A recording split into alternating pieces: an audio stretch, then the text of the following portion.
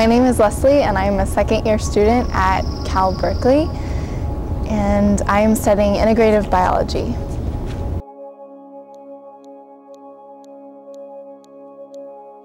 Well, let's see. I was raised actually in a Catholic family. I have 3 other siblings, and my parents are great Christians, but I didn't really find that out until later in my life, actually since I came to college. I attended Catholic church most of my life up until last year, actually, and I went to Catholic schools, and it wasn't until I got into high school that I actually started attending a non-denominational youth group. And it was so amazing to me because I began to interact with people that were very encouraging and wanted to get to know me in a way that I hadn't ever been known by people before. They were just so excited about life, and I at that point I didn't know how to deal with people all the time, or even how to live up to standards that I felt existed for me being in my family. I was really into school and doing well in school and swimming and competition and music.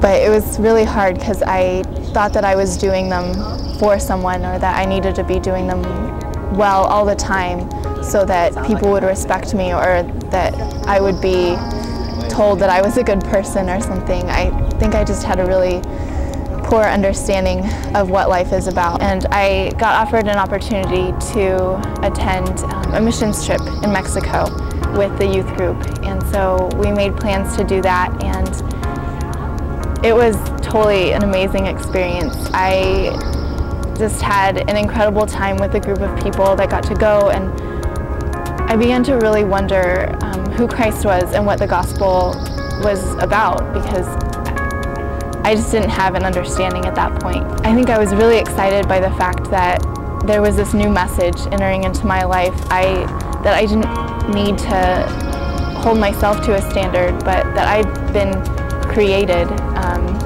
by a God who loved me in spite of standards that I felt put on myself by my family. The opportunities that I had to go on mission trips in Mexico were really formative in my thinking and my view of Christianity, and the idea that I had of what Christians were like and how they treated people. And life became more about people at that point. It became about being open and ready to serve rather than about forming people's ideas about myself, and being sure that I was watching my actions just so that I could make sure they had the right idea of me, or they saw me as someone who was responsible and worthy of respect and successful. I began being able to relate to people in a new way that I hadn't before, and it was exciting for me. I wanted to be known all of a sudden as someone who loved people and wanted to be with people to know who they were.